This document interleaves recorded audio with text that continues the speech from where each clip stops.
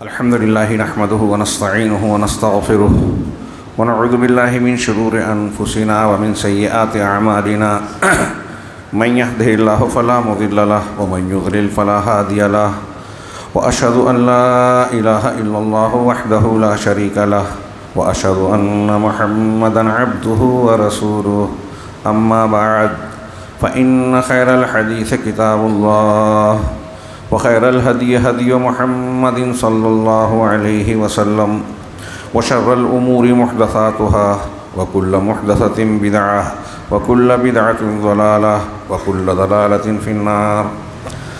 أعوذ بالله من الشيطان الرجيم. بسم الله الرحمن الرحيم.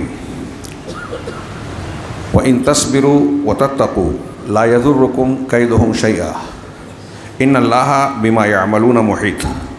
وقال تعالى إن الذين كفروا ينفقون أموالهم ليصدوا عن سبيل الله فسينفقونها ثم تكون عليهم حسرة ثم يغلبون والذين كفروا إلى جهنم يحشرون. محترم حضرین، ہم اور آپ جانتے ہیں، جھیل رہے ہیں، محسوس کر رہے ہیں کہ اس وقت امت مسلمہ پوری دنیا میں انتہائی سنگین اور نازک حالات سے گزر رہی ہے. اس میں سر فہرست موجودہ حالات میں دور میں فلسطین کا خون رس رہا ہے.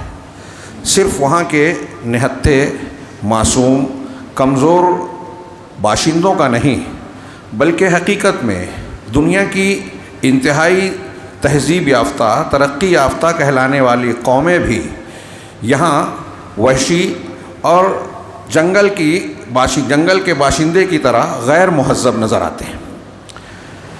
ہم یہ دیکھ رہے ہیں کہ مسلمانوں کو انتہائی بری طرح سے یہاں نہتے لوگوں کو گھیرا گیا. ہر روز بہت سے لوگ قتل کیے جا رہے ہیں، بے گھر ہو رہے ہیں، مساجد کو، ہسپتالوں کو اور دیگر املاک کو بری طرح نشانہ بنایا جا رہا ہے. فلسطین کا وہ علاقہ جو غزہ کہلاتا ہے اور اس کے بالمقابل مغربی کنارہ، یہ پوری فلسطین کا تقریباً 20 یا 22% سرزمین کا حصہ جو مسلمانوں کے قبضے میں باقی رہ گیا ہے. بقیہ حصوں پر اسرائیل نے ناجائز قبضہ کیا ہے، جس پر دنیا کی بڑی طاقتیں اس کی معاون اور مددگار رہی ہیں، اور فلسطینیوں کو جن کی زمین ہے ان کو ان کے حق سے محروم کرنے، غلام بنانے اور ہر طرف سے حصار بندی کرنے میں یہ لوگ پورے کے پورے شریک رہے ہیں. ان چھوٹے سے حصے میں جہاں مسلمان آباد ہیں، اور غزہ کی پٹی جہاں کہتے ہیں 22 سے 23 لاکھ مسلمانوں کی آبادی رہی، وہ کن حالات سے دوچار ہے ہر روز آپ خبروں میں پڑھ رہے ہیں. انتہائی ناگفتہ بے حالات ہیں. ایسے حالات کہ مسلمان تو مسلمان، دنیا کے وہ انصاف پسند لوگ جو غیر مسلم ہیں، یہاں تک کہ یہودی، یہاں تک کہ خود یہودیوں میں اور نصارہ میں کہ عوامی سطح پر اس سلسلے میں درد محسوس کیا جا رہا ہے. اور پہلی بار یہ بھی نظر آیا کہ اقوام متحدہ میں ان مظلومین کے تعلق سے اتنی کھل کر اس کے سیکریٹری جنرل نے آواز اٹھائی. اس سے آپ اس المیے کی سنگینی کا اندازہ لگا سکتے ہیں. لیکن ایک طرف جہاں فلسطین کا راہ رہا ہے، وہاں کے عوام ہر طرح سے محروم کیے جا رہے ہیں. ایک طرف جان و مال کا خسارہ ہو رہا ہے، بموں کی بارش ہو رہی ہے، مدد کے راستے پر رکاوٹیں ڈالی جا رہی ہے، اور دنیا زبانی جمع خرچ کر رہی ہے. خاص طور سے حکومتوں کا کردار، جو موافق ہیں وہ بھی بیان بازی سے زیادہ کچھ نہیں کر پا رہے ہیں. مسلمان احتجاج کر رہے ہیں. بجلی، پانی، ایندھن، ان سارے مسائل کا معاملہ انتہائی سنگین اور سنگین سے سنگین تر ہوتا چلا جا رہا ہے، ہو گیا ہے. ایسے میں ہم یہ دیکھتے ہیں کہ خود مسلمانوں میں مختلف قسم کے زاویہ فکر نظر آتے ہیں. یہاں بھی ہم دیکھتے ہیں کہ فکری اختلاف کی بنیاد پر اس منظر کو دیکھنے کا مزاج بنا ہوا ہے، یا عالمیات کے تعلق سے تبصرے کا ماحول بنا ہوا ہے. یہ ایک الگ مصیبت ہے کہ ایسے شدید اور سنگین حالات میں ہم عمومی طور سے دیکھتے ہیں کہ ایک بڑی تعداد دوست اور دشمن کو، اپنوں اور پرایوں کو پہچاننے میں بڑی غلطی اور بھول کرتی ہے. ہاں، کون اپنا ہے کون پرایا ہے، کس سے دوستی کرنی چاہیے، کس کی مخالفت کرنی چاہیے، اس کا شعور خاص طور سے امت مسلمہ کی ایک بڑی تعداد میں نہیں ہے۔ یہاں عقل شریعت کی بنیاد پر یہ فیصلے نہیں ہو رہے ہیں، بلکہ جذباتیت اور ظاہر کی بنیاد پر ہو رہا ہے۔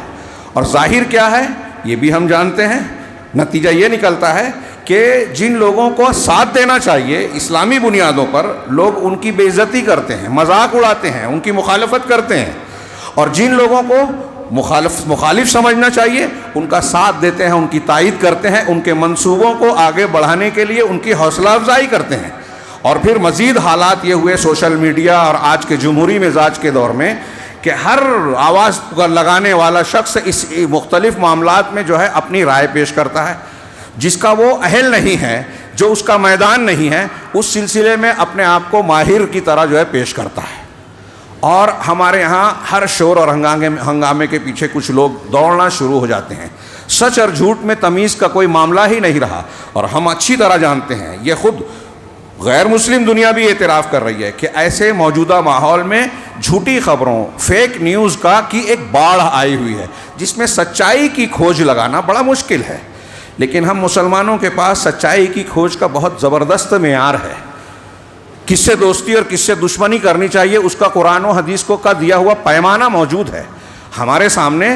جیسے ہم دیگر امور میں یہ کہتے ہیں کہ قرآن و حدیث کی بنیاد پر ہر چیز اختیار کی جائے، عقیدہ، عبادت، معاملات، لین دین، حلال حرام، ایسے ہی ہماری فکر، سوچ، دوستی اور دشمنی کا معیار بھی قرآن و حدیث کی بنیاد پر ہونا چاہیے۔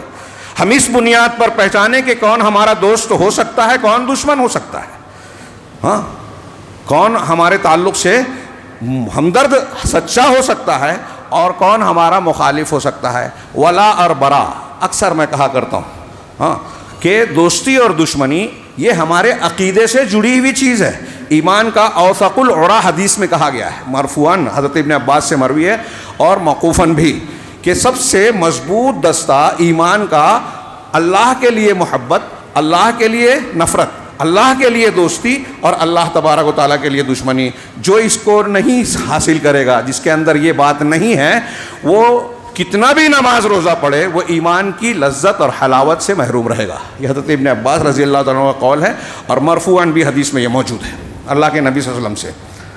اب اس بنیاد پر ہم پرکھیں اور دیکھیں تو جو تصویر آج بہت سارے مسلمان دیکھ رہے ہیں، سمجھ رہے ہیں، تبصرے کر رہے ہیں، حقیقت اس کے مخالف نظر آتی ہے۔ وہ یہود و نصارہ جو ابدی دشمن ہیں مسلمانوں کے، وَلَن تَرْضَ عَنْكَ الْيَهُودُ وَلَا النَّصَارَىٰ حَتَّىٰ تَتَّبِعَ مِلَّتَهُمْ، بالکل واضح بات ہے کہ یہود اور نصارہ کبھی تم سے راضی نہیں ہوں گے یہاں تک کہ آپ ان کی ملت کی اتباع نہ کر لیں۔ یہ قرآن کا بیان ہے۔ قرآن کہتا ہے کہ آپ یہود کو مسلمانوں اہل ایمان کے حق میں سب سے زیادہ شدید پائیں گے عداوت میں۔ لَتَجِدَنَّ أَشَدَّ النَّاسِ عَدَاوَةً لِلَّذِينَ آمَنُوا الْيَهُودُ وَالَّذِينَ أَشْرَكُوا، اور پھر وہ لوگ جنہوں نے شرک کیا، یہود اور یہود کے بعد مشرکین، مسلمانوں کی دشمنی میں سب سے سخت ہے۔ یہ اللہ کا فرمان ہے، ایرے غیرے کی بات نہیں، یہ تو ہمارے ہاں بالکل طے شدہ بات ہے۔ اب آئیے دوسرے کہ ہمارے درمیان میں کچھ لوگ ہمدردی جتاتے ہیں، مسلمان ہونے کا ناٹک اور مظاہرہ کرتے ہیں، لیکن حقیقت میں وہ یہود و نصارہ کے حلیف رہے ہیں۔ ہاں، یہود و نصارہ کے حلیف رہے ہیں، اور ان کی پوری تاریخ بھی ہمارے سامنے ہے، اور ہمارے اسلاف کے بیانات، ان کے عقائد بھی اس کا منہ بولتا ثبوت ہیں کہ وہ کس کے ساتھ صف میں کھڑے ہوں گے۔ ہاں، میرا اشارہ باطنیہ روافظ کی طرف ہے۔ ہاں، آج جس کی سرپرستی ایران کی حکومت کرتی ہے، جو اسرائیل کے تعلق سے بیان بازی کرتی ہے، لیکن ان کی پوری تاریخ اسرائیل، یہود و نصارہ کے ساتھ جو ہے گٹھ جوڑ میں اور اہل سنت کی دشمنی میں گزری ہے، صاف صاف نظر آتی ہے ماضی قریب کی تاریخ بھی۔ اور مسلمان جو فلسطین میں ہیں، اور ہم اور آپ اپنے آپ کو محفوظ نہ سمجھیں، فلسطینی مسلمانوں کو فوج کے ذریعے سے، ہتھیاروں کے ذریعے سے، ٹیکنالوجی کے ذریعے سے اگر محصور کیا گیا ہے، مقید کیا گیا ہے، ہاں، گھیرا گیا ہے، تو ہم بھی گھیرے گئے ہیں میڈیا کے ذریعے سے، سازشوں کے ذریعے سے۔ ہم بھی نشانے پر ہیں، اور نشانہ سادھا جا رہا ہے، اور سادھے جا رہے ہیں، ہم نشانہ بن رہے ہیں۔ فکری اعتبار سے، سازش کے اعتبار سے، میڈیا کے اعتبار سے، اس اعتبار سے کہ جو دوست ہیں ہم کو دشمن بتائے جاتے ہیں، جو دشمن ہیں ہم کو دوست بتائے جاتے ہیں، اور ہم ان کے پیچھے چل رہے ہیں. یہود، میں نے روافظ کی بات کی. فلسطین یا دوسرے مسلم ممالک میں، عرب ممالک میں جو مصیبتیں ماضی قریب میں اور آج جاری ہے، اس میں ایک طرف یہود و نصارہ کا چہرہ ہمیں کھلا نظر آتا ہے، تو دوسری طرف ہمارے درمیان یہ باطنی فرقہ اور ان کے ہم نوا بیوقوف اور نادان قسم کے اہل سنت والجماعت مختلف تنظیموں کے نام کے ساتھ، حماس، اخوان المسلمین، القسام جو اس کی وہ ہے، ان سب کو آپ دیکھیں گے کہ ان کی سرپرستی اور لگام ایران کے ہاتھ میں ہے، روافظ کے ہاتھ میں ہے. حزب اللہ خالص شیعہ تنظیم ہے، یہ یاد رکھیے، لبنان کی. ہاں، جو اسرائیل سے مقابلہ آرائی کی بات ہے، ایک طرف شروعات حماس کی طرف سے ہوئی اور دوسری طرف خبروں میں آ رہا ہے کہ حزب اللہ بھی جو ہے اس میں جو ہے ان کا مقابلہ کر رہا ہے. ہاں، حزب اللہ سے متعلق میں نے ایک خطاب کیا ہے، یہاں اس تفصیل کا موقع نہیں، ایک پوری کتاب ہے، ماذا تعرف عن حزب اللہ. عرب لوگ اس کو حزب اللات کہتے ہیں، حزب اللات، لات و منات والا لات، حزب اللہ نہیں، اللہ نہیں، لات کی حزب، حزب الشیطان کہتے ہیں. ہاں، انہوں نے مسلسل اہل سنت والجماعت کو تکلیف پہنچائی. اسرائیل کو اور اس کے مظالم کو پس پردہ ڈالنے کے لیے فلسطین کا قضیہ ابھارتے ہیں، کچھ اس قسم کا مظاہرہ کرتے ہیں. ماضی سے یہ چلا آ رہا ہے کہ لوگوں کو لگتا ہے کہ یہ یہودیوں سے لڑ رہے ہیں، اسرائیل کی طرف 2-4 بم پھینک دیا، حملے کا مظاہرہ کیا، اور اس کے جواب میں وہ اور دونوں مل کر جو ہے اہل سنت والجماعت کو ذبح کرتے ہیں، مسجدوں کو نشانہ بناتے ہیں، عورتوں کو، بچوں کو، کسی کو بھی نہیں چھوڑتے. یہاں یہ یاد رہے کہ ہم جب یہ روافظ کی بات کر رہے ہیں، ان کا ذکر کر رہے ہیں، اور خاص طور سے اس پس منظر میں، تو کچھ لوگ یہ تاثر دیتے ہیں کہ یہ جو ہے یہود و نصارہ کی موافقت کر رہے ہیں. ہرگز نہیں، سوال ہی پیدا نہیں ہوتا. ہاں، بے گناہوں کا قتل، ظالم کا ظلم، یہ کبھی تائید کے لائق ہو ہی نہیں سکتا. اور اسلام جو ہم مانتے ہیں، اس میں تو ہمیں تعلیم دی گئی ہے، اس کی رواداری، اس کی نرمی، انسانیت نوازی کا یہ علم ہے کہ سنن ابو داؤد رضی اللہ تعالیٰ عنہ، سنن ابو داؤد کی روایت ہے، اللہ کے نبی صلی اللہ علیہ وسلم نے، حضرت انس بن مالک سے روایت ہے، فرمایا کہ انطلقوا بسم اللہ وباللہ. جنگ کے لیے فوج کو روانہ کرتے ہوئے اللہ کے رسول صلی اللہ علیہ وسلم کی یہ کا بیان جنگی اخلاقی اصول بتا رہے ہیں، جو آج اقوام متحدہ کی تحریروں میں، حقوق کی تحریروں میں، چارٹر میں سیاہی سے لکھا ہوا ہے، لیکن عمل میں نظر نہیں آتا. صرف زبانی دعوے ہیں دنیا، مہذب دنیا کے. اللہ کے نبی صلی اللہ علیہ وسلم نے یہ حکم دیا، صحابہ کرام نے اس پر عمل کیا. وہ کیا ہے؟ آپ نے کہا کہ اللہ کے نام سے اور اللہ کے ساتھ، اللہ کے لیے نکلو، چلو. ہاں، وعلی ملت رسول اللہ، اللہ کے لیے جا رہے ہیں، اللہ کے نام سے جا رہے ہیں، اور ملت رسول صلی اللہ علیہ وسلم پر جا رہے ہیں، نبی کے طریقے کو، اللہ کا اور رسول کا طریقہ اختیار کرتے ہوئے. آگے اللہ کے رسول نے فرمایا وَلَا تَقْتُلُوا شَيْخًا فَانِيًا، کسی شیخ فانی، بہت بزرگ بوڑھا آدمی ہے، اس کو قتل نہیں کرنا. جنگ ہے، جنگ کی حالت میں یہ حکم دیا جا رہا ہے کہ جنگ کرتے ہوئے کسی انتہائی بوڑھے آدمی کو قتل نہیں کرنا. ولا طفلاً، اور نہ بچے کو، ولا صغیراً، اور نہ کسی بچے چھوٹی عمر کے لوگوں کو، ولا امرأۃً، اور نہ کسی عورت کو قتل کرنا، بوڑھے کو، بچے کو، کم عمر آدمی کو، اور کسی عورت کو قتل نہ کرنا. ولا تغلوا، اور دھوکہ دہی نہ کرنا. وَضَمُّوا غَنَائِمَكُمْ وَأَصْلِحُوا وَأَحْسِنُوا، اپنے غنائم کو سمیٹ کر رکھنا، اچھائی کا، اصلاح کا کام کرنا اور احسان کرنا. اللہ رب العالمین احسان کرنے والوں کو پسند کرتا ہے. اس طرح کی اور بھی روایتیں موجود ہیں، لمبی لمبی بیانات موجود ہیں.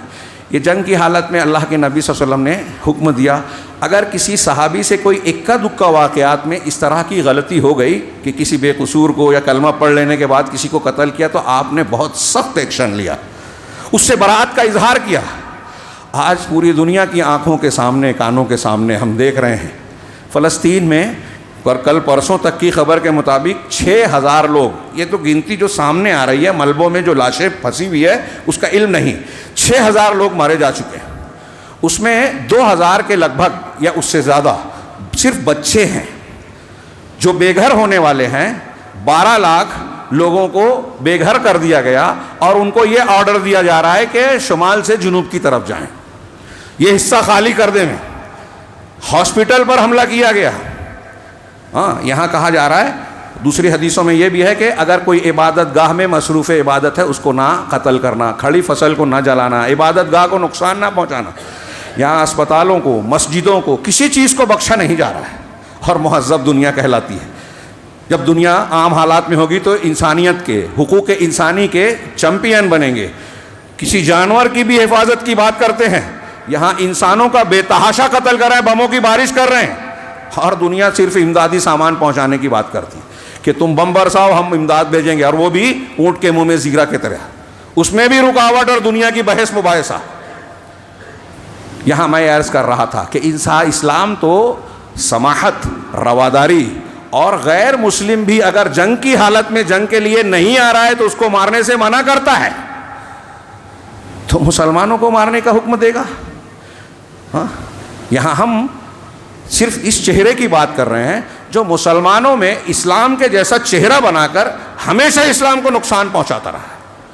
اور اس سلسلے میں جب ہم یہود و نصارہ کی مخالفت کرتے ہیں تو ہر اہل حق پر یہ لازم ہے، واجب ہے کہ حقائق کو بیان کرے، مذاہب و مشارب کو بیان کریں۔ اس کی روشنی میں آپ صحیح نتیجے تک پہنچیں گے، صحیح تجزیہ کر سکیں گے، اپنے کو اور پرائے کو پہچان پائیں گے، چاہے ظاہری واقعات میں ہم کو کچھ الٹا نظر آئے، لیکن یہ واضح ہو جائے گا کہ کون اپنا ہے کون پرایا ہے۔ ہاں، آپ دیکھیے ہمارے اسلاف کے بیانات، ابن العربی رحمہ اللہ کی العواصم من القواسم پڑھیے، علامہ ابن تیمیہ کی منہاج السنہ پڑھیے۔ ہاں، وہ کہتے ہیں، علامہ ابن تیمیہ، ان کے کئی بیانات ہیں، وہ کہتے ہیں کہ تاریخ میں کبھی بھی آپ دیکھیں کہ مسلمانوں کا نصارہ سے مقابلہ ہوا ہو، مسلمانوں کا یہودیوں سے مقابلہ ہوا ہو، تو روافض نصارہ اور یہود کے ساتھ رہے ہیں، کبھی مسلمانوں کے ساتھ نہیں رہے۔ ہاں، حاکم العبیدی شیعہ تھا، باطنی تھا، مصر پر جب قبضہ ہوا، اسکندریہ میں گیا تو اس نے تقریر کی، لوگوں کے سامنے خطبہ دیا اور کہا کہ میں ظالم کو ظلم سے روکوں گا، انصاف کروں گا، حقدار کو اس کا حق دلاؤں گا، اور انصاف اور قانون کو قائم کروں گا۔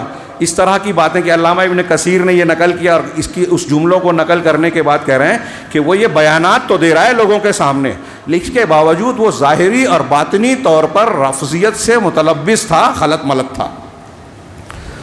امام باقلانی کہتے ہیں کہ یہ کتنے بھی اپنے آپ کو اچھا ظاہر کریں، لیکن ان کا عقیدہ رافضی تھا، ان کا جو ہے باطن جو ہے وہ رفض سے بھرپور تھا، اور ان کا کردار یہ تھا کہ ہمیشہ اہل سنت کو نقصان پہنچایا۔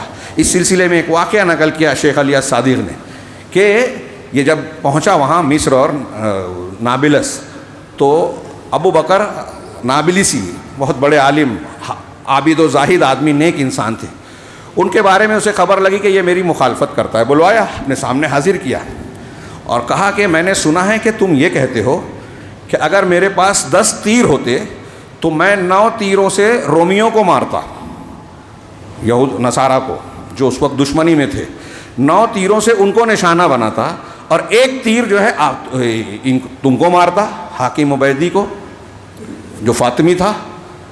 تو شیخ ابو بکر نے کہا، ابو بکر نابلسی نے کہا کہ نہیں، آپ نے غلط سنا۔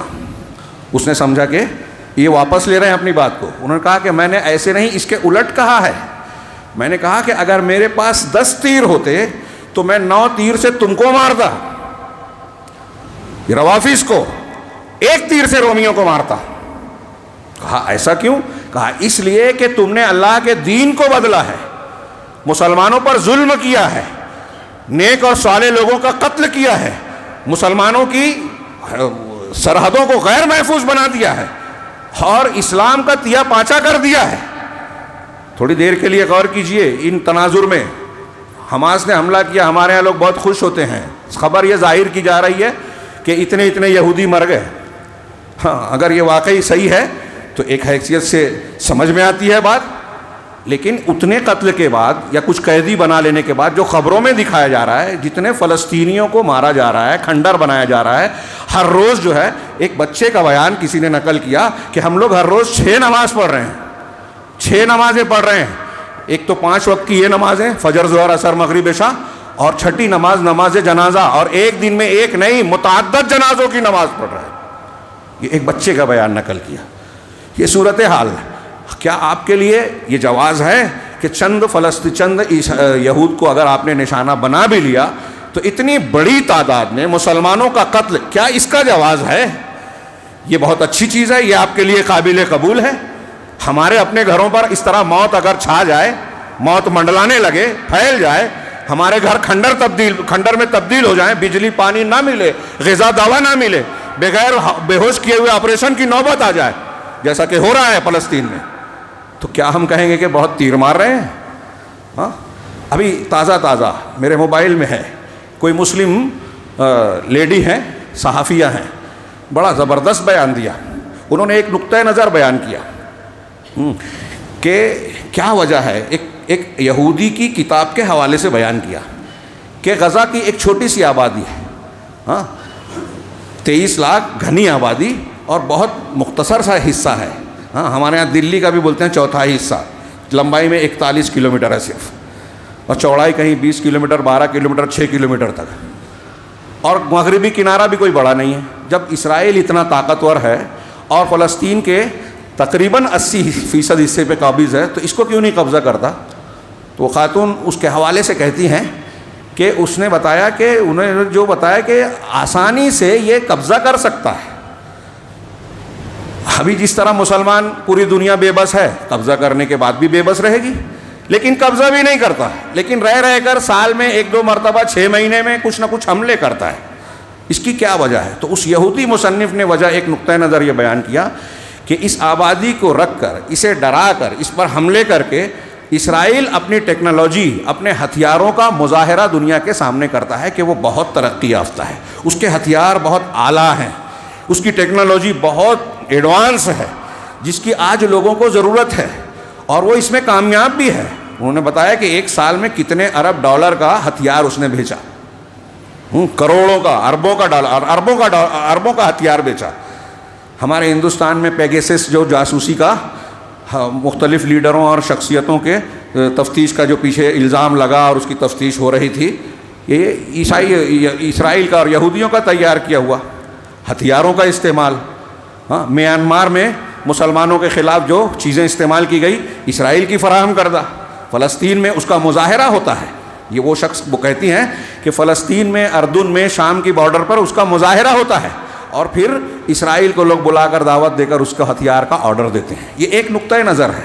ہاں، اسلام دشمنی کے ساتھ ساتھ یورپ اور امریکہ کے یہاں مالی فائدہ بھی مقصود ہوتا ہے ان جنگوں میں، اپنے ہتھیاروں کی بکری۔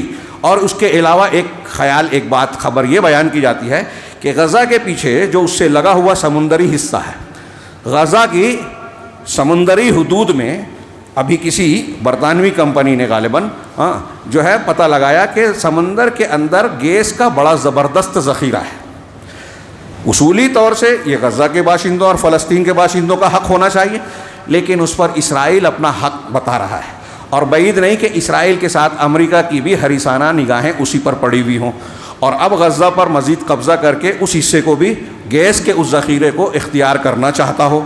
اور اس کے علاوہ جو ہے دوسری چین اور روس بھی جو اس میں حصہ داری یا دلچسپی کا بظاہر مظاہرہ کر رہے ہیں، اس میں بھی وجہ یہ ہو سکتی ہے۔ تو ایک پہلو یہ بھی ہے۔ دوسرا پہلو ایک یہ ہے، بات بیچ میں کٹ جا رہی ہے اس لیے کہ وقت بہت کم ہے۔ ہاں، تو دوسرا ایک پہلو یہ ہے کہ آپ ان احداث کے پیچھے دیکھیے، ان واقعات کے، خلیج اور عرب ممالک میں پچھلے کچھ سالوں کے درمیان جو واقعات ہوئے۔ ایک کتاب ابھی تازہ آئی ہے، ہاں، شیخ ابو عبداللہ محمد بن رسلان، مختصر سا کتابچہ ہے، مصر کے عالم ہیں۔ ہاں، میں نے اس سلسلے کے اپنے پہلے خطبے میں ایک بات کا ذکر کیا تھا کہ جس طرح 9/11 کا حملہ ہوا تھا، اسی کو انہوں نے بیان کیا ہے، بعد میں نے پڑھا۔ ہاں، انہوں نے لکھا کہ جیسے 9/11 کا، 2011 9 ستمبر کو جو امریکہ کے ٹوئن ٹاور پر حملہ ہوا، 4 ہوائی جہاز کو پہلے ہائی جیک کیا گیا۔ ہاں، کہتے ہیں، کچھ لوگ کہتے ہیں کہ ان کو ٹریننگ دی گئی تھی، کچھ لوگ کہتے ہیں کہ ان کا کنٹرول باہر سے تھا۔ جتنے بھی ہوائی جہاز ہیں ان کی کمپنیاں اپنے پاس اس کا کنٹرول رکھتی ہیں، یہ ایک الگ تفصیل ہے۔ ہاں، کوئی بھی ملک خریدے، بنانے والی کمپنی اس کو پوری خبر رکھتی ہے کہاں سے اڑا کہاں جا رہا ہے. تو کہتے ہیں کہ ان کا اپنا قابو ہی نہیں رہتا پائلٹس کا.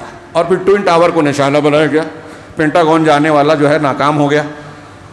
اس کے بعد یعنی انہوں نے تفصیل سے بیان کیا امریکی خبروں کے حوالے سے، ریکارڈ کے حوالے سے، کہ 3000 لوگ اس میں مارے گئے، جس میں یہودی نہیں تھے اس دن. 3000 لوگ مارے گئے. ان 3000 کی اور 2 بلڈنگوں کی قربانی دی امریکہ نے، اور اس کے نتیجے میں پھل کیا حاصل کیا؟ پورے افغانستان کی اینٹ سے اینٹ بجائی. اس میں داخل ہوا، بہت کچھ حاصل کیا وہاں سے. ہاں، وہاں افغانستان میں یورینیم اور بہت کی دولت ہے. آج کی طالبان حکومت لیتھیم بیچ رہی ہے چین کو. بہت کچھ حاصل کیا وہاں سے، لیکن پورے افغانستان کی اینٹ سے اینٹ بجائی. پھر افغانستان کے بعد عراق کا نمبر لگایا. اور ان دونوں جگہوں پر افغانستان میں کتنا بم گرایا گیا، کتنے لوگ مرے، آج دنیا اس کو بھول چکی. عراق میں کتنے لوگ مارے گئے، ہاں، لاکھوں کی تعداد، مبالغہ نہیں کر رہا ہوں، لاکھوں کی. صرف بغداد میں سال 6 مہینے کی تعداد بتا گئی کہ 6 لاکھ افراد سنیوں کو مارا گیا تھا، صرف بغداد شہر کے اور اطراف میں. ایک شہر کے اطراف پوری حکومت کو، سنی حکومت تھی صدام حسین کی، اس کو تباہ کر دیا. مقتدی الصدر اور دوسرے لوگ، آپ نے کو خبریں یاد ہوگی کہ افغانستان میں چاہے یاد نہ ہو، اور عراق میں واضح طور سے امریکی فوج اور اتحادیوں کے ساتھ قدم قدم پر شیعہ ملیشیا ایران کی فوجیں ساتھ سنیوں کو قتل کر رہی تھی. اس کی تصویریں آئی، اس کے ثبوت و شواہد بہت سارے موجود ہیں. تو شیخ نے کہا کہ آپ دیکھیں گے کہ یہ شیعہ مظاہرہ کرتے ہیں بیان بازی میں مخالفت کا. ابھی ایران بیان دیتا ہے کبھی حملہ نہیں کرے گا، میں نے بہت پہلے کہا تھا، نہ یہ لوگ ان پر حملہ کریں گے، اور ہوگا تو دکھاوے کا ہوگا. یہ دکھاوے کی جنگ ہوتی ہے. اور بتایا جاتا ہے ہمارے ہاں تحریکی اور نادان لوگ سمجھتے ہیں بیان بازی ہو گئی، بہت خوش ہو جاتے ہیں، اس کے خلاف یہ بیان دے دیا، حماس حملہ کر رہی ہے. آپ کے کتنے لوگ مارے جا رہے ہیں، کتنے بچے، کتنی عورتیں، کتنے بوڑھے، کتنی مسجدیں، کتنے املاک تباہ ہو رہی ہیں، اور غیر مسلم یا یہودی اپنے منصوبے میں کیا کچھ حاصل کر رہے ہیں، یہ غور کرنے کی بات. جو میں خاتون کا حوالہ دے رہا ہوں، اس نے ایک جملہ یہ بھی کہا، ہمارے یہاں ان تحریکیوں کو غور سے سننا چاہیے اسے. یہودی کے حوالے سے کہہ رہے ہیں کہ جو ہتھیاروں کا مظاہرہ کرنے کے لیے وہ قبضہ نہیں کرتا غزہ پہ اور مغربی کنارے پر، اور اس مقصد کے لیے اس نے حماس جیسی تنظیموں کو خود بنا کے رکھا ہے. یہ وہ کہہ رہی ہیں، حماس جیسی تنظیموں کو. میں نے اس سے پہلے ثبوت و شواہد پیش کیے، کتاب کا حوالہ دیا، بمبئی میں وہ کتاب بیان دیا، میرے موبائل میں موجود ہے PDF، حماس کا اصلی چہرہ. ہاں، اس کو یہود نے بڑھاوا دیا. حزب اللہ یہود کے اور اسرائیلیوں کے بڑے بڑے حکام کا صاف بیان آن ریکارڈ موجود ہے کہ حزب اللہ ہمارے دشمن نہیں ہے، یہ ہمارے دوست ہیں، ہمیشہ کام آتے ہیں. یہ ان کا بیان ہے. اور ایسی بہت ساری مثالیں موجود ہیں. دکھاوے کی جنگ ہوتی ہے، ایک آدھ کو یرغمال بنا لیا. حزب اللہ نے بھی ایک مرتبہ 2 اسرائیلیوں کو یرغمال بنایا، پھر خوب حملہ ہوا اور بعد میں معاملہ ختم. یہ دکھاوے کی جنگ ہوتی ہے. اور ان کو ہتھیار کس نے فراہم کیا؟ حماس کے پاس ابھی اتنے راکٹ کہاں سے آئے؟ ابھی کہتے ہیں ہمارے یہاں لوگ خوش ہیں کہ زمین میں آئیں گے تو ایسا ہوگا اور ویسا ہوگا. صدام حسین کی ایک پوری حکومت تھی، اس وقت تو دنیا کی 4تھے نمبر کی طاقت اور فوج تھی تعداد کے اعتبار سے، ٹیکنالوجی میں بھی بہت آگے تھے. لیکن پہلے ہوائی حملہ خوب لمبا کیا گیا، اور اس کے بعد جب زمین پر فوج داخل ہوئی تو صدام حسین کی فوج اس لائق نہیں تھی کہ مقابلہ کرے. ہتھیار ڈالنے کے سوا کوئی چارہ نہیں تھا.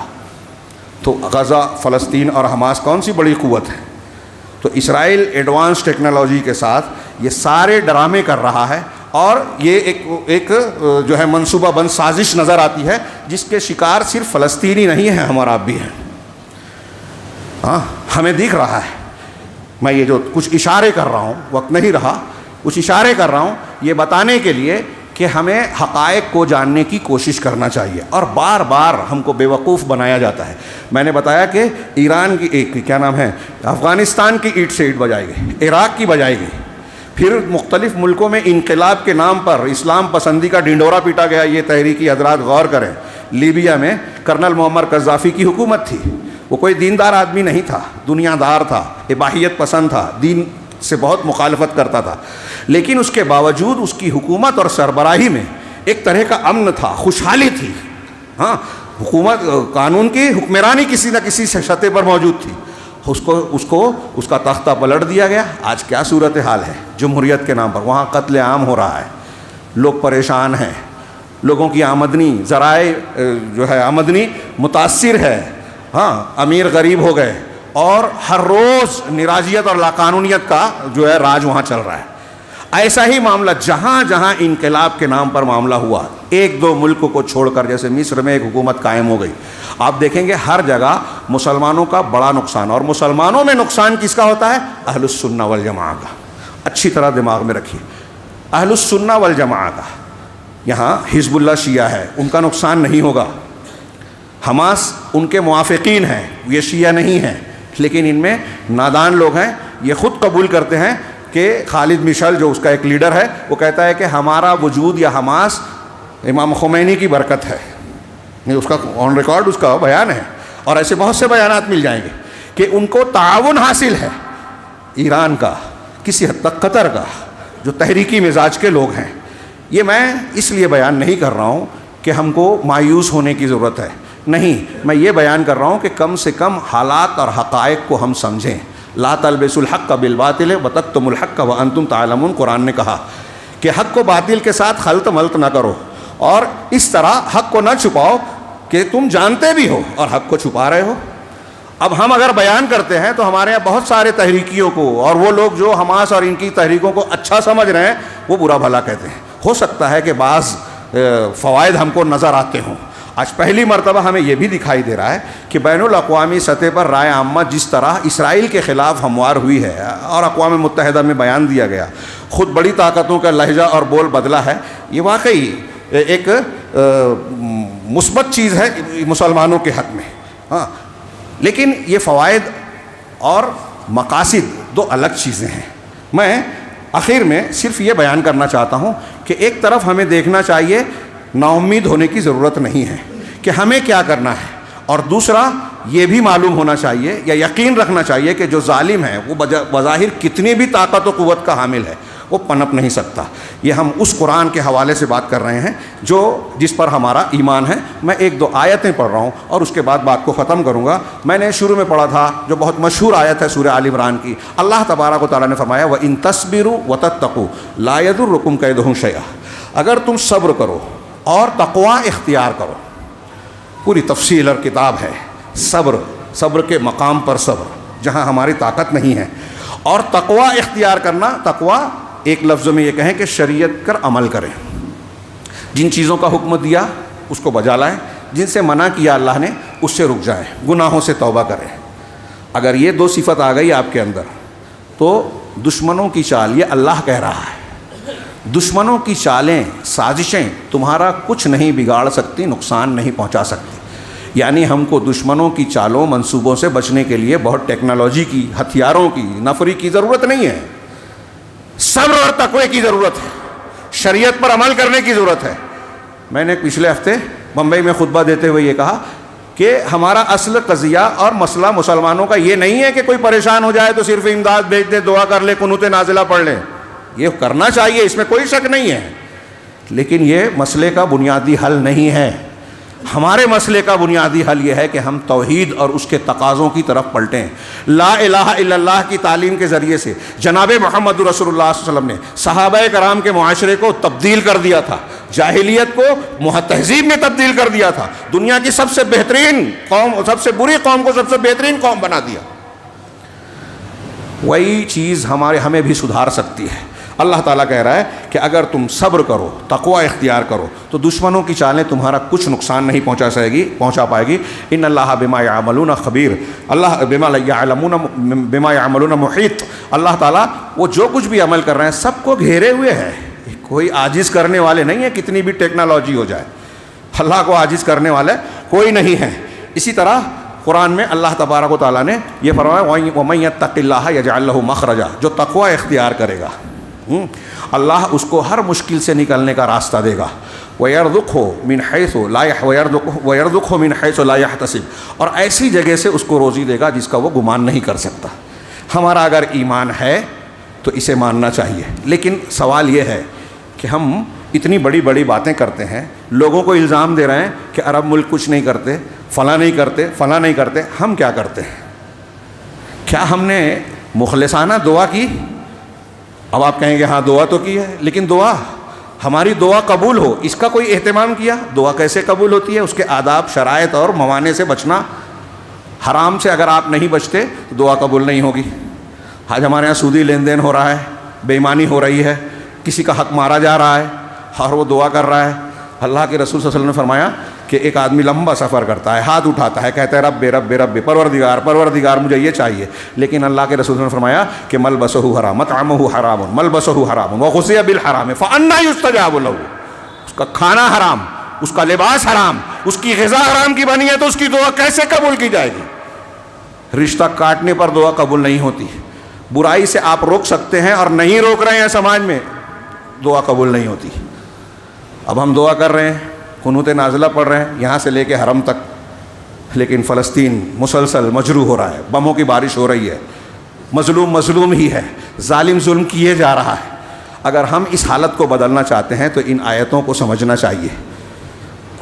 بالکل واضح ہے، سمجھنے میں مشکل نہیں ہے، ہاں عمل میں مشکل ہے کہ ہم حرام سے توبہ کر لیں، کٹی ہوئی رشتہ داریوں کو جوڑ لیں، ہاں برائیوں سے روکنے کے اپنے فریضے کو اپنی طاقت کے مطابق انجام دینے لگیں، شریعت کے پابند بن جائیں تو اللہ کی مدد طے ہے. وعد اللہ الذین آمنوا منکم وعملوا الصالحات لیستخلفنہم فی الارض کما استخلف الذین من قبلہم. ہاں کہ اللہ نے تم میں سے جو ایمان والے ہیں اور نیک عمل کرتے ہیں ان سے وعدہ کیا ہے، اللہ کا یہ وعدہ ہے کہ زمین میں ضرور خلافت عطا کرے گا. وَلَيُمَكِّنَنَّ لَهُمْ دِينَهُمُ الَّذِي ارْتَضَىٰ لَهُمْ، اور ان کے لیے اس دین کو قوت و غلبہ دے گا جس کو ان کے لیے پسند کیا ہے. ہاں وَلَيُبَدِّلَنَّهُم مِّن بَعْدِ خَوْفِهِمْ أَمْنًا، اور خوف کے بعد امن کی حالت میں تبدیل کر دے گا. میں نے کہا صرف فلسطین محصور نہیں ہے، آج اس کا زخم تازہ ہے، مسلسل بمباری ہو رہی ہے، اس لیے وہ خبروں میں اول ہے. ورنہ ہم اور آپ اور دنیا کے دیگر علاقوں کے مسلمان بھی سازشوں کی زد سے باہر نہیں ہیں. کہیں قانون کی مار پڑ رہی ہیں، کہیں اقتصادیات چھینی جا رہی ہے، کہیں گھروں پر بلڈوزر چلائے جا رہے ہیں، کہیں گرفتاریاں ہو رہی ہیں، کہیں کوئی اور افتاد آ رہی ہے. بچنا ہے تو یہ نسخہ اختیار کیا جائے. اور جو ظلم کر رہے ہیں وہ چاہے یہود ہو، امریکہ ہو، وقت کا کوئی فرعون اور نمرود کوئی بھی ہو، کتنی بھی بڑی طاقت ہو، ہاں ان کے تعلق سے ایک دو آیت پڑھوں. اللہ رب العالمین کا ارشاد جو میں نے پڑھا تھا کہ ان الذین کفروا ينفقون اموالهم، جن لوگوں نے کفر کیا، یہ ہمارے لیے تسلی کا سامان ہے اور ان کے لیے تازیانہ. غور کرنے کے بعد کوئی کتنا بھی اچھل کود لے وے، کچھ مدت تک کوئی اگر طاقت میں رہتا ہے تو اپنے آپ کو غرور میں سمجھ کر فراموش کر دیتا ہے قانون قدرت کو. لیکن یہ دوسری صرف اسلام نہیں، ہر مذہب کی تعلیم میں ہے کہ ظلم کبھی بھی پنپتا نہیں ہے. ظلم کے ساتھ کسی حکومت کو بقا نہیں ملتی. گناہ کرنے والا ظالم انسان کبھی بھی اپنی حکومت اور اپنی قیادت دیر پا نہیں رکھ سکتا، ایک مدت تک ڈھیل ملتی ہے. اس کا کچھ بیان ان آیتوں میں اور بہت ساری نصوص ہیں. اللہ نے فرمایا کہ جن لوگوں نے کفر کیا، ينفقون اموالهم، وہ اپنے مالوں کو خرچ کر رہے ہیں. حماس کا حملہ ہوا، معمولی سی تنظیم ہے، اسرائیل ترقی یافتہ ملک کہلاتا ہے، اس کو دنیا پوری امریکہ اور یورپی یونین جو ہے اربوں ڈالر اور بہت سارے ہتھیار اور فوج کے ذریعے مدد کرنے لگا. تو وہ اپنا مال خرچ کرتے ہیں. کیوں؟ لیسدوا عن سبیل اللہ، تاکہ اللہ کے راستے سے لوگوں کو روکیں. بنیادی مقصد یہ ہے. دین اسلام سے لفظ استعمال کرتے ہیں دہشت گرد، ہاں، اور اس میں یہ مدد کرتے ہیں یہ لوگ جو ان کے اعلی کار بن رہے ہیں، ہاں، وہ شیعہ ہوں، روافظ ہوں یا ان کے موافقین ہوں، ان کے منصوبوں پر عمل کر کے یہ بدنام کرنے کا موقع دیتے ہیں. ایک عرب عالم نے لکھا کہ یہ جو حماس نے یا ان لوگوں نے حملہ کیا ہے نا، یہ دراصل ان کے منصوبے پر عمل کر رہے ہیں کہ آپ ہم پر حملہ کیجئے تاکہ ہم کو یہ جواز ملے کہ ہم آپ کے فلسطین کی اور مسلمانوں کی اینٹ سے اینٹ بجائیں، قتل و غارت گری کا بازار گرم کریں، اس کا ہمیں جواز اور لائسنس دیجئے، پھر ہم آپ کو دہشت گرد کہیں گے اور اس کے خاتمے کے نام پر آپ کو تہس نہس کریں گے. یہ آپ کی اختیاری تباہی ہے. یہ وہ کہہ رہے ہیں، عرب عالم کی بات کو اپنے الفاظ میں نقل کر رہا ہوں.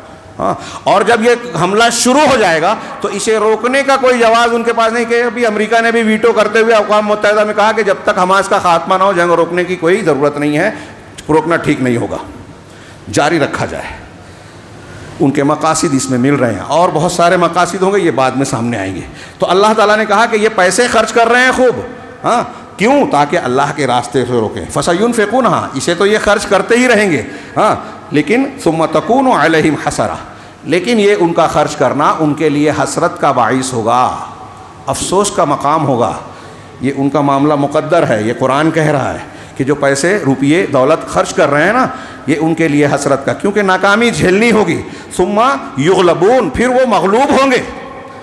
ابھی کتنا بھی اچھل کود لیں، نتیجہ یہ طے ہے کہ وہ مغلوب ہوں گے. والذین، یہاں تو دنیا میں مغلوب ہوں گے ہی ہوں گے. والذین کفروا الی جہنم یحشرون، اور جن لوگوں نے کفر کیا وہ جہنم کی طرف اکٹھا کیے جائیں گے، ہانکے جائیں گے. اسی طرح سورہ انبیاء کی آیت ہے، اللہ کا فرمان ہے بل نقذف بالحق علی الباطل فیدمغہ، کہ پس ہم باطل پر حق کی چوٹ لگاتے ہیں، پس وہ اسے کچل دیتا ہے. ہاں، فاذا هو زاہق، اور وہ اسی وقت نابود ہو جاتا ہے. وَلَكُمُ الْوَيْلُ مِمَّا تَصِفُونَ، اور جو باتیں تم بناتے ہو اس پر تمہارے لیے ویل ہے، تباہی ہے. یہ جو جھوٹی باتیں بنا رہے ہو اس پر ویل ہے. آخری ایک آیت پیش کروں سورہ رعد کی. اللہ نے فرمایا کذالک یضرب اللہ الحق والباطل. کچھ دو مثالیں دی اس آیت سے پہلے اللہ نے حق اور باطل کی، اور اس کے بعد کہا کہ اللہ تعالیٰ اسی طرح حق اور باطل کی مثالیں بیان کرتا ہے. فَأَمَّا الزَّبَدُ، رہا جھاگ تو کہہ رہے ہیں وہ فَيَذْهَبُ جُفَاءً، وہ ناکارہ ہو کر چلا جاتا ہے. سونے کو، زیور کو جب تپایا جاتا ہے آگ میں تو اس میں جو گرد و غبار، گندگی ہوتی ہے وہ جھاگ کی شکل میں اوپر آ جاتی ہے، یہ ضائع ہو جاتی ہے، ختم ہو جاتی ہے. ہاں، وَأَمَّا مَا يَنْفَعُ النَّاسَ، رہی وہ چیز جو لوگوں کو نفع دیتی ہے، فَيَمْكُثُ فِي الْأَرْضِ، تو وہ زمین میں جم جاتی ہے، ٹھہر جاتی ہے. ایسے ہی حق باقی رہے گا. یہ جو آویزش چل رہی ہے اس میں باطل کو بظاہر کتنا بھی غلبہ نظر آتا ہو، قوت نظر آتی ہو، یہ جھاگ کی طرح ختم ہو جائے گا اور حق کو ٹھہراؤ ملے گا. یہ جو آیت کذالک یضرب اللہ الامثال، اللہ تعالیٰ اسی طرح مثالیں بیان کرتا ہے. یہ مثالیں ہمیں تسلی دے رہی ہیں اللہ رب العالمین کی طرف سے کہ اگر ہم حق پر قائم ہیں تو حق کا نتیجہ غلبہ ہے، کامیابی ہے، چاہے وقتی طور سے مغلوب نظر آ رہا ہے. اور جو باطل ہے، ظالم ہے، اسے بالآخر انجام کو پہنچنا ہے. اللہ سے ہمیں دعا کرنا چاہیے کہ اللہ مظلوموں کی مدد فرمائے اور ہمیں اس کردار کو ادا کرنے کی توفیق دے جس کے ذریعے سے ہم اہل حق کہلاتے ہیں. ہمیں یہ شعور عطا فرمائے. آج امت مسلمہ کو یہ شعور پیدا کرنے کی بہت ضرورت ہے کہ آنے والی خبروں کے پیچھے حقیقی چہروں کو پہچانیں. کون دوست ہے، کون دشمن ہے، کس کی حمایت کرنی چاہیے، کس کی مخالفت کرنی چاہیے. ہمارا اور آپ کا ذاتی کوئی معاملہ ہو گیا، یہ کوئی بڑی چیز نہیں ہوتی ہے اگر ہمارا منہج ایک ہے.